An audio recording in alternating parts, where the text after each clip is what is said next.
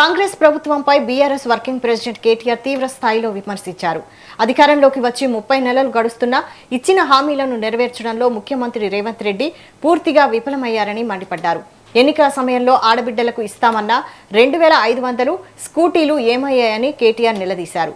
3 నెలల్లో పిల్లలు పుట్టరన్న ముఖ్యమంత్రి వ్యాఖ్యలను ప్రస్తావిస్తూ మరి 30 నెలలు గడిచినా పథకాలు ఎందుకు అమలు కావడం లేదని ఎద్దేవా చేశారు. ప్రస్తుతం హైదరాబాద్లో కేవలం దొంగలు దోమలు మాత్రమే సంతోషంగా ఉన్నారని, నగరంలో కబ్జాలు పెరిగిపోయాయని ఆరోపించారు. కేసీఆర్ హయాంలో ఉన్న సంక్షేమ పథకాలు ఇప్పుడు రద్దయ్యాయని ఆవేదన వ్యక్తం చేశారు. కొత్తగా మరొక కుట్ర కూడా చేస్తున్నది భారతీయ జనతా పార్టీ. మీరు చూసింటారు, ఇవాళ పేపర్లలో సీట్లు పెరుగుతున్నాయి, అసెంబ్లీ సీట్లు, పార్లమెంట్ సీట్లు అని ఇవాళ పేపర్లో మీరు చూసే ఉంటారు. కానీ అందులో కూడా ఏదో కుట్ర జరుగుతున్నట్టుగానే కనబడతా ఉన్నది. ఎందుకంటే బయటికి ప్రధానమంత్రి మాట్లాడినప్పుడు, నిన్నగాక మొన్న కేంద్ర మంత్రి కిషన్ రెడ్డి మాట్లాడినప్పుడు 50% సీట్లు పెంచుతున్నామని చెప్పింది. అంటే 110 ఉంటే 179 అవుతుంది, 60 సీట్లు పెరుగుతాయని చెప్పింది.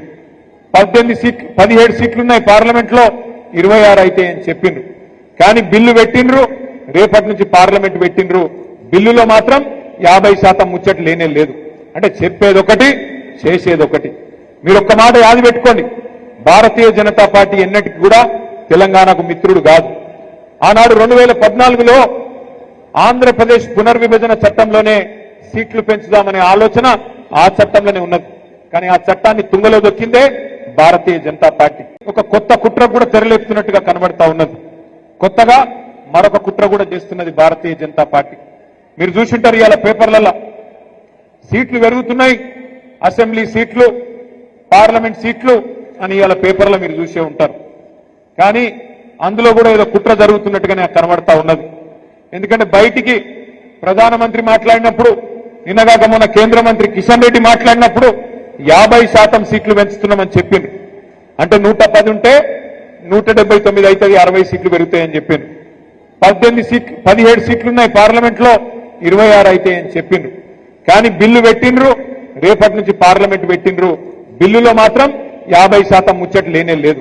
అంటే చెప్పేదొకటి చేసేదొకటి.